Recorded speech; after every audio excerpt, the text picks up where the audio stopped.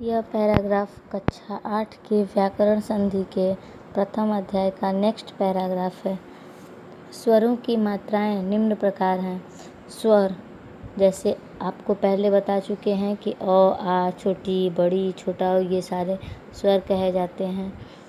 और इनकी मात्राओं से तात्पर्य जैसे आ की मात्रा, तो जब हम ऐसे स्वर लिखेंगे तो अ आ लिखेंगे, और जैसे हम मात्रा लगाते हैं जैसे कल है, क में आ की मात्रा लगा देंगे तो काल पढ़ेंगे। फिर किसान लिखना है तो क में छोटी की मात्रा लगाएंगे और सौ में आ की मात्रा लगाएंगे तो किसान हो जाएगा। इसी को हम मात्रा कहते हैं। अब देखिए स्वरों में अ जो है, पहले अ पढ़ रहा है तो अ की मात्रा नहीं होती। जितने भी हम व्यंजन वर्ण बोलते हैं उनमें अ आ जाता है, और हम अगर किसी व्यंजन वर्ण को अ रहित बनाना है तो उसके नीचे हम क्या करते हैं, एक हलंत लगा देते हैं। छोटा उ बड़ा उ की मात्राएं अगर र के साथ लिखना है तो हम मध्य में लिखते हैं, अन्यथा उसके नीचे लिखते हैं। जैसे पूजा लिखेंगे तो अगर प के नीचे लिखना है तो मात्रा लगाएंगे नीचे प पे, और अगर रुपया लिखना है तो र के मध्य में हम छोटा उ या बड़ा उ की मात्रा का प्रयोग करेंगे। री की मात्रा र के साथ नहीं जोड़ी जाती। सौ के साथ री की मात्रा जुड़ने पर भिन्न रूप बन जाता है। जैसे सौ धन री बराबर श्री, जैसे हम श्रृंगार लिखते हैं वही श्री बन जाता है। उत्पत्ति या रचना के आधार पर स्वर भेद। उत्पत्ति के आधार पर स्वर के दो भेद होते हैं मुख्य रूप से, मूल स्वर और संधि स्वर।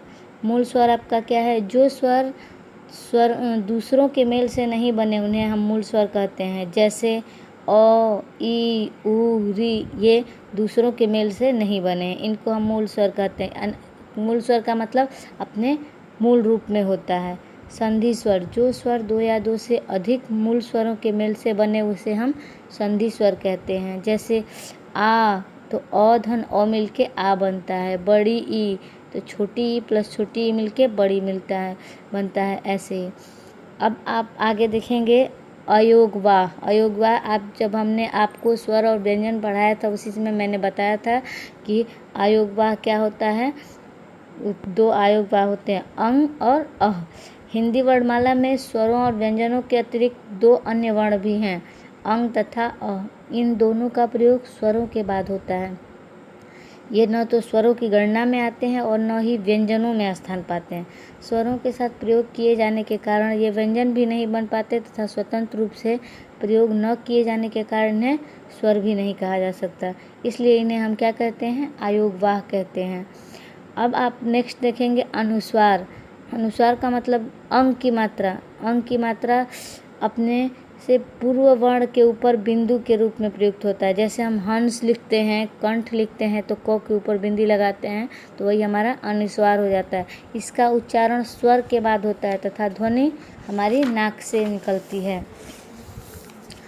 नेक्स्ट देखेंगे अनुनासिक।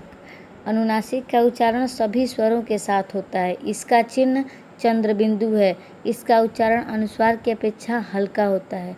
इसका उच्चारण करते समय हवा नाक और मुंह दोनों से निकलती है।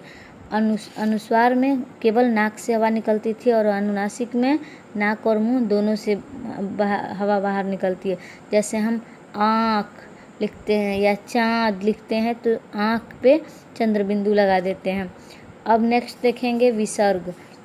विसर्ग का उच्चारण ह की भांति होता है। यह भी अनुस्वार की भांति स्वरों के बाद प्रयुक्त होता है। आजकल हिंदी की प्रकृति से विसर्गों का कोई संबंध नहीं रहा।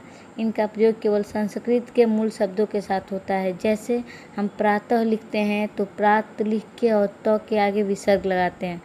ओम नमः शिवाय जैसे बोलते हैं तो नमः लिखते हैं तो म के आगे हम विसर्ग लगा देते हैं।